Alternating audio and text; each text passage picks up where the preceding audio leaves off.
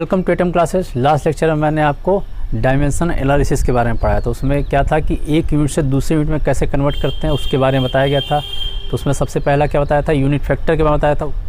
तो उसी मेथड से क्या करना था, हमको एक यूनिट से दूसरे यूनिट कन्वर्ट करना था। आज के लेक्चर में क्या पढ़ाया जाना है कि लॉ ऑफ केमिकल कॉम्बिनेशन। इसमें है कि रासायनिक संयोग का नियम। तो रासायनिक संयोग का नियम क्या होता है, तो इसमें क्या होता है कि एक से ज़्यादा एलिमेंट आपस में मिलकर क्या बनाते हैं, कंपाउंड बनाते हैं। तो ये जब कंपाउंड बना रहे हैं तो इसमें इनके लॉ होते हैं, उसी लॉ को ये फॉलो करते हैं। तो ये सारे लॉ पढ़ना है कि जब भी कोई एलिमेंट से कंपाउंड बन रहा है तो उसमें क्या कौन कौन से लॉ हैं जो फॉलो होते हैं। तो इसमें ये 5 लॉ हैं जिसको फॉलो करते हैं कभी भी एलिमेंट से हम अगर कंपाउंड बनाते हैं। तो जिसमें पहला लॉ है law of conservation of mass, जिसको बोलते हैं द्रव्यमान संरक्षण का नियम। दूसरा होता है लॉ ऑफ डेफिनिट प्रोपोर्शन, इसको बोलते हैं स्थिर अनुपात का नियम, इसका एक और नाम है। और दूसरा नाम है law of constant proportion, definite जगह कांस्टेंट प्रोपोर्शन भी लिख सकते हैं। तीसरा है लॉ ऑफ मल्टीपल प्रोपोर्शन, जिसको बोलते हैं गुणित अनुपात का नियम। फोर्थ है लॉ ऑफ गैसियस वॉल्यूम, ये किसका है, गैलुसाक का नियम होता है। तो गैलुसाक का गैसीय नियम बोलते हैं, ठीक है। अगला है अवगाद्रोज लॉ, अवगाद्रो लॉ हो गया, ठीक है। तो ये 5 लॉ है जिससे हम किसी भी एलिमेंट से कंपाउंड बनाने के लिए क्या क्या रूल्स होते हैं, उसके क्या क्या लॉ होते हैं, वो हमें जानना होता है, ठीक है। तो सबसे पहला स्टार्ट करते हैं इसमें कि law of conservation of mass होता है। पहला है law of conservation of mass, इसको दिया किसने था, तो लेवासिए ने दिया था। और ये कहता क्या, ये कहता है कि mass neither be created nor be destroy, mass neither be created nor be destroy, कि मास जो है ना तो उसको क्रिएट कर सकते हैं और ना ही डिस्ट्रॉय कर सकते हैं। जैसा कि एग्जांपल देते हैं, एग्जांपल ये है कि कार्बन ले लेंगे और साथ में ऑक्सीजन लेंगे और इन दोनों का अगर रिएक्शन कराते हैं तो रिएक्शन कराने के बाद ये बन जाता है CO2, कार्बन डाइऑक्साइड। अब इसमें जो कार्बन है अगर हम लेते हैं 12 ग्राम, ये ले लिए हम 12 ग्राम और ऑक्सीजन ले लिए 32 ग्राम। तो यहाँ रिएक्शन के बाद जो यहाँ प्रोडक्ट बनेगा इसको बोलते हैं रिएक्टेंट और ये बोलते हैं प्रोडक्ट। तो रिएक्शन के बाद जो भी यहाँ प्रोडक्ट बनेगा उसका जो वॉल्यूम होगा तो इसका जो मास होगा वो किसके बराबर होगा, इन दोनों के मास के टोटल सम के बराबर होगा। मतलब 12 + 32 और ये आ जाएगा 44 ग्राम। तो यहाँ पे जो भी प्रोडक्ट बन रहा है और इसका जो मास होगा कितना होगा, 44 ग्राम होगा। तो ये रिएक्शन क्या कर रहा है, इस चीज़ को प्रूफ कर रहा है कि मास को ना तो हम क्रिएट कर सकते हैं और ना ही डिस्ट्रॉय कर सकते हैं। दूसरी चीज़ देख सकते हैं कि यहाँ पे एक एटम है, यहाँ पर भी कार्बन का एक ही एटम है, यहाँ ऑक्सीजन के 2 एटम है, यहाँ पे 2 एटम है, ठीक है। तो इसको इस बेसिस पे कर सकते हैं कि जितने नंबर ऑफ एटम इधर होंगे उतने ही नंबर ऑफ एटम इधर की तरफ रिएक्शन के बाद भी होंगे। या फिर ऐसा कर सकते हैं कि जो इसका मास होगा, टोटल सम ऑफ मास, वो क्या होगा, इधर के मास के बराबर होगा। तो इसलिए मास को ना तो क्रिएट कर सकते हैं ना तो डिस्ट्रॉय कर सकते हैं। लेकिन इसमें भी कुछ एक्सेप्शंस आते हैं, यहाँ भी होते हैं कुछ एक्सेप्शंस। और एक्सेप्शंस क्या होते हैं, जो भी न्यूक्लियर रिएक्शन होते हैं, जो भी न्यूक्लियर रिएक्शन होते हैं उसमें क्या होता है कि जब भी रिएक्शन हो रहा है तो उसमें क्या कुछ एनर्जी निकलती है, रिलीज होती है। तो वहाँ पे क्या होगा, कुछ मास जो होता है एनर्जी में कन्वर्ट हो जाता है, ठीक है। तो कुछ मास क्या होगा, एनर्जी में कन्वर्ट हो जाएगा। उसके लिए फार्मूला भी है, इसके लिए क्या था, एक फार्मूला भी आया था। और फार्मूला क्या था, E = ΔM और C²। ΔM क्या है कि कितना मास में चेंज हो रहा है रिएक्टेंट और प्रोडक्ट में, यहाँ पे जितना मास डिक्रीज करेगा वो मास लिखेंगे यहाँ पे। और C क्या है, वेलोसिटी ऑफ लाइट है, तो वेलोसिटी ऑफ लाइट का स्क्वायर कर देंगे तो यहाँ पे एनर्जी निकल जाएगी, कितनी एनर्जी यहाँ मिल रही है। तो यहाँ पे क्या होता है, कुछ मास जो है एनर्जी में कन्वर्ट हो जाता है, ठीक है। तो ये तो था इसका एक्सेप्शन। लेकिन लॉ क्या कहता है कि लॉ ये कहता है कि मास को ना तो क्रिएट कर सकते हैं ना तो डिस्ट्रॉय कर सकते हैं। अब हमें पढ़ना है सेकेंड लॉ।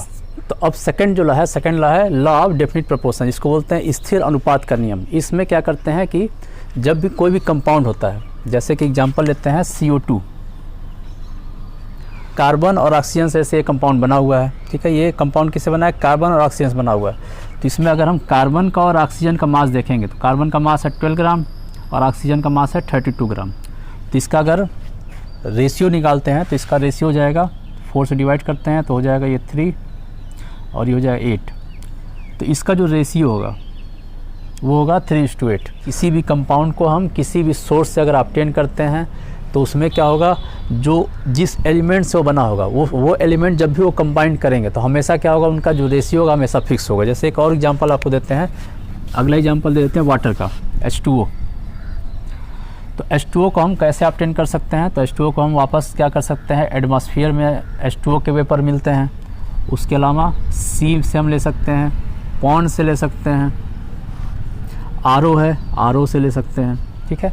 इसके अलावा कहीं से भी अगर हम H2O को ऑब्टेन कर रहे हैं तो इसका जो रेशियो होगा, लैब से भी हम लिखते हैं, इसमें लैब से भी हम मान लें तो लैब में भी बना लेते हैं, तो इसको कहीं से भी अगर हम ऑब्टेन करते हैं, ये सब क्या है, ये सब पूरा सोर्स है जहाँ से हम H2O को ऑब्टेन करते हैं, तो कहीं से भी ऑब्टेन किए, इसमें हाइड्रोजन और ऑक्सीजन का जो रेशियो होगा बाई मास जो रेशियो होगा, हाइड्रोजन का होता है 1, यहाँ पे 2 है तो हो जाएगा 2, और ऑक्सीजन का होता है 16, तो 1:8 का रेशियो होगा। तो हमेशा और हमेशा ये रेशियो 1:8 का ही रहेगा। और अगर नंबर ऑफ एटम के बेसिस पे देखें तो 2:1 का रेशियो होगा। ठीक है, तो ये था second law of definite proportion, जिसमें क्या था कि जो भी कंपाउंड है हम किसी भी सोर्स से अगर उसे ऑब्टेन करते हैं तो उसका जो एलिमेंट होगा, जो जिस एलिमेंट से कंबाइन कर रहा है, उसका जो मास का रेशियो होगा वो क्या होगा, हमेशा क्या होगा, फिक्स होगा। ठीक है, हमेशा फिक्स होगा। तो ये था सेकंड लॉ। अब इसमें भी कुछ एक्सेप्शंस आते हैं, और एक्सेप्शंस क्या होते हैं, इसके आइसोटोप्स होते हैं। जैसे कि एग्जांपल एक देते हैं, वाटर का एग्जांपल देते हैं, तो वाटर में जो ऑक्सीजन है वो 2 टाइप्स का, इसके ऑक्सीजन के 2 आइसोटोप्स मिलते हैं। एक होता है जो 16 वाला होगा और दूसरा होता है ऑक्सीजन 18 का। अब यहाँ पे जो रेशियो होगा वो हो जाएगा 2:16, लेकिन यहाँ पे जो रेशियो हो जाएगा 2:18 हो जाएगा। तो यहाँ पे जो रेशियो हो गया 1:8 और यहाँ हो गया 1:9, तो यहाँ पे रेशियो चेंज हो गया। तो ये था एक्सेप्शन इसका। और एक्सेप्शन में क्या आता है, इसको बोलते हैं आइसोटोप। तो जो आइसोटोप्स हैं वो इसके एक्सेप्शंस होते हैं। ठीक है, तो जितने भी लॉ हैं सभी में कुछ ना कुछ एक्सेप्शंस भी हैं। तो यहाँ पे आपको सारी चीज़ बताते चल रहे हैं, लॉ क्या है और उसके एक्सेप्शंस क्या हैं। ठीक है, ये एक्सेप्शंस आपके IIT चाहे नीट में ये क्वेश्चन इस पर पूछ सकता है। ठीक है, तो ये सेकेंड लॉ था। अब बात करते हैं थर्ड लॉ की। अब जो थर्ड लॉ है वो है लॉ ऑफ मल्टीपल प्रोपोर्शन या फिर गुणित अनुपात का नियम। इसको दिया था डाल्टन ने। तो थर्ड लॉ में ये कहा जाता है, कभी भी जब 2 एलिमेंट हैं, नाइट्रोजन लेते हैं और ऑक्सीजन लेते हैं, तो कभी भी ये कंबाइन करके अगर एक से अधिक टाइप के अगर कंपाउंड बनाते हैं तो क्या होगा कि बनाते जाते हैं साथ में। जैसे कि बना लिए N2O बनाए, NO बनाएंगे, N2O3 बनेगा, NO2 बनेगा और बनेगा N2O5 बनेगा। तो ये क्या हो रहे हैं, यहाँ पे एक से अधिक टाइप के कंपाउंड बना रहे हैं। ये कितना बना लिए, 5 कंपाउंड बना लिए, नाइट्रोजन ऑक्सीजन मिलके। तो कभी भी अगर एक से अधिक टाइप के अगर कंपाउंड बनाते हैं और उसमें क्या करेंगे कि एक अगर एलिमेंट का, चाहे तो नाइट्रोजन का या तो ऑक्सीजन का, अगर मास हम फिक्स कर दें तो जो दूसरे का मास होगा, जैसे सपोज करते हैं नाइट्रोजन का मास अगर फिक्स कर देते हैं, तो नाइट्रोजन का मास अगर फिक्स कर देंगे तो ऑक्सीजन के जो मास का जो रेशियो होगा वो क्या होगा, सिंपल रेशियो होगा। ठीक है, दोबारा बताते हैं, इसमें क्या है कि if 2 element combine to form more than 1 compound, तो 2 एलिमेंट कौन से हो गए, नाइट्रोजन ऑक्सीजन, और क्या बना रहे हैं, मोर देन 1 कंपाउंड। तो मोर देन 1 टाइप का देखिए कंपाउंड बना दिए, पहला ये हो गया। अब दूसरा क्या है, the mass of the 1 element that combined with a fix mass of the another element. तो अगर इसमें एक की बात करते हैं, जैसे नाइट्रोजन का मास अगर हम फिक्स कर दें तो इसमें जो दूसरे का मास होगा वहीं बताया गया है कि दूसरे का जो मास होगा, अनदर एलिमेंट का जो मास होगा वो क्या होगा, सिंपल रेशियो में होगा, होल नंबर के सिंपल रेशियो में होगा। अब जैसे कि इसको एक चार्ट बना के पूरा बताते हैं यहाँ पर। जैसा कि यहाँ देखते हैं, ये नाइट्रोजन और ऑक्सीजन मिलकर 5 टाइप के क्या बना रहे हैं, कंपाउंड बना रहे हैं। तो 5 यहाँ लिखा हुआ है। अब नाइट्रोजन का जो एटॉमिक मास होता है वो होता है 14 और ऑक्सीजन का होता है 16। अब इस कंपाउंड में क्या करना है, नाइट्रोजन का जो मास यहाँ लिखना है और ऑक्सीजन का मास यहाँ लिखना है। तो इस वाले कंपाउंड में N2O में जो नाइट्रोजन है कितना है, 2 एटम है। अगर 2 एटम है, एक का होता है 14, तो 2 का कितना हो जाएगा 28। तो यहाँ पे लिख देंगे हम 28। और उस समय ऑक्सीजन कितना होगा, ऑक्सीजन 1 है, ऑक्सीजन का होता है 16, यहाँ लिख देंगे 16। अगले में NO दिया है, नाइट्रोजन भी 1 है, ऑक्सीजन भी 1 है, तो एक का हो जाएगा 14:16, यह हो जाएगा 14 और ये जाएगा 16। ये रेशियो है, ये सारा रेशियो चल रहा है। अगला है N2O3 है, तो नाइट्रोजन कितना हो जाएगा 28 हो जाएगा यहाँ पर, और ऑक्सीजन कितना हो जाएगा 16 × 3, ये हो जाएगा 48। अगला देखेंगे NO2 दिया हुआ है, तो नाइट्रोजन का कितना हो जाएगा 14 और ऑक्सीजन कितना हो जाएगा 16 × 2 32। यहाँ पर N2O5 होता है अगला, तो N2O5 में नाइट्रोजन कितना हो जाएगा, नाइट्रोजन हो जाएगा 28 और ऑक्सीजन कितना हो जाएगा 16 × 5 और ये हो जाएगा 80। तो ये तो रेशियो था किसमें, इसके ओरिजिनल कंपाउंड में नाइट्रोजन और ऑक्सीजन का क्या रेशियो होगा। इस वाले में 28:16 का रेशियो, इसमें 14:16 का है, फिर ये 28 × 48 का रेशियो है, इस वाले में 14:32 का रेशियो है, यहाँ पे क्या है 28:80 का रेशियो है। तो ये तो रेशियो है। अब यहाँ पर ये चीज़ यहाँ तक जो है ये लिखा हुआ है कि if 2 element combine to form more than 1 compound, ये वाला हो गया। आगे दिया हुआ है कि अगर किसी एक एलिमेंट का मास को अगर हम क्या कर देते हैं, फिक्स कर देते हैं, तो इसमें अभी तो फिक्स नहीं है, किसी एक का फिक्स कर देते हैं, जैसे नाइट्रोजन का यहाँ पे फिक्स कर देते हैं। तो अगर हम नाइट्रोजन का मास फिक्स कर दिए तो इस कंपाउंड में अगर मान लेते हैं कि 28 की जगह नाइट्रोजन कितना है, 14 ही है, सबको 14 बनाना है हमको। यहाँ पे सबको 14 कर दे रहे हैं, लिख देते हैं एक साथ। तो इस वाले में अगर 28 था, अगर नाइट्रोजन 28 था तो उस समय ऑक्सीजन क्या था, 16 था। अब इसी में अगर इसी कंपाउंड में अगर नाइट्रोजन को हम कर दिए 14 कर दिए, तो अगर ये 14 कर देंगे तो ये क्या हो गया, 28 से हाफ हो गया। तो अगर 28 से हाफ हो गया तो इसमें जो ऑक्सीजन का भी जो रेशियो होगा वो कितना हो जाएगा, आधा हो जाएगा। तो 18 की जगह क्या हो जाएगा, 8 हो जाएगा। तो यहाँ पर जो ऑक्सीजन का हो जाएगा वो हो जाएगा 8। अगले में ये 14 है तो यहाँ पे 14 ही लिखा हुआ है, तो सेम रेशियो लिखा जाएगा। 14 से 14:16 है तो यहाँ 14:16 का ही रेशियो रहेगा। अगले में फिर 28 दिया है, 28:48 दिया है, तो इसको हम वापस करना है 14। अगर 14 करना है तो इसको अगर हाफ कर रहे हैं तो ये भी हाफ हो जाएगा, तो इसका रेशियो आधा हो जाएगा। तो ये हो गया 14 और ये हो जाएगा 24। अगले में 14:32 दिया, यहाँ भी 14 दिया है तो 32 हो जाएगा। और लास्ट वाले में 28 दिया हुआ है तो इसको 14 हाफ इसको भी किया तो इसको भी हाफ करेंगे, तो 80 की जगह लिख देंगे यहाँ पे 40। अब जो ये ऑक्सीजन का रेशियो है, अब यहाँ पे फिर से इस वाले लाइन को देखेंगे। अब इस वाले लाइन में क्या दिया हुआ है कि अगर वहाँ पे जो mass of the one element की बात कर रहे हैं, यहाँ पे ऑक्सीजन की बात कर रहे हैं, तो यहाँ पे ऑक्सीजन का जो मास है वो क्या कर रहा है, कंबाइन कर रहा है fix mass of the other element. तो अदर एलिमेंट ये है, इसके फिक्स मास से कितना है, 14 के मास से कंबाइन कर रहा है। तो ये जो होगा ये क्या होगा, ये सिंपल रेशियो में आएगा, ठीक है, सिंपल होल रेशियो में आएगा। तो इसको देखते हैं कैसे आ रहा है। इसको हम रेशियो बनाते हैं 8:16:24:32:42 ये लिखना हमें। तो यहाँ लिख देते हैं 8:16:24:32:40। अब ये सारा जो है डिवाइड हो सकता है किससे, 8 से डिवाइड हो सकता है। अगर 8 से डिवाइड करेंगे तो इसकी वैल्यू हो जाएगी 1, यहाँ हो जाएगा 2, यहाँ हो जाएगा 3, यहाँ हो जाएगा 4 और यहाँ हो जाएगा 5। तो इसका जो रेशियो होगा ये सिंपल रेशियो में आ गया 1:2:3:4:5। तो इसी को प्रूफ करता है, इसे बोलते हैं लॉ ऑफ मल्टीपल प्रोपोर्शन। तो लॉ ऑफ मल्टीपल प्रोपोर्शन एक बार और बताते हैं क्या होता है। तो लॉ ऑफ मल्टीपल प्रोपोर्शन क्या होता है कि अगर कोई भी दो एलिमेंट नाइट्रोजन और ऑक्सीजन, जैसे एग्जांपल लिया गया है कि दो एलिमेंट कंबाइन करके एक से अधिक टाइप के अगर कंपाउंड बनाते हैं, दो ही बना दिए तो भी उसमें सिंपल रेशियो में आएगा। तो एक से अधिक टाइप के कंपाउंड बनाते हैं तो यहाँ पे क्या है, 5 कंपाउंड बना रहे हैं। तो इसमें अब क्या करेंगे, किसी एक एलिमेंट का, जैसे नाइट्रोजन का किसी एक एलिमेंट का अगर मास को हम फिक्स कर देते हैं, जैसे आप सबको फिक्स कर दिए कि सारा हो गया 14, तो नाइट्रोजन से दूसरा एलिमेंट जैसे ऑक्सीजन है ये जुड़ा हुआ है, तो इसका जो मास होगा ये हमेशा क्या आएगा, सिंपल रेशियो में आएगा। यही लॉ कहता है लॉ ऑफ मल्टीपल प्रोपोर्शन, ठीक है। तो ये था थर्ड लॉ। बात करते हैं फोर्थ लॉ की। तो फोर्थ लॉ क्या कहता है, law of gaseous volume. Law of gaseous volume को हिंदी में बोलेंगे गैसीय अनुपात का नियम। तो इसे किसने दिया था, इससे दिया था गलुसाक ने। तो इसमें नियम में क्या कहता है कि अगर दो या दो से अधिक गैस आपस में कंबाइन करते हैं और कंबाइन करके जो प्रोडक्ट बनाते हैं, अगर प्रोडक्ट भी गैसीय स्टेज में बनेगा, ठीक है, प्रोडक्ट भी क्या होता है गैसीय फेज में बनता है, तो उसमें क्या होगा, जो रिएक्टेंट है प्रोडक्ट का जो गैस है इसका जो रेशियो होगा हमेशा क्या होगा, एक सिंपल रेशियो में होगा।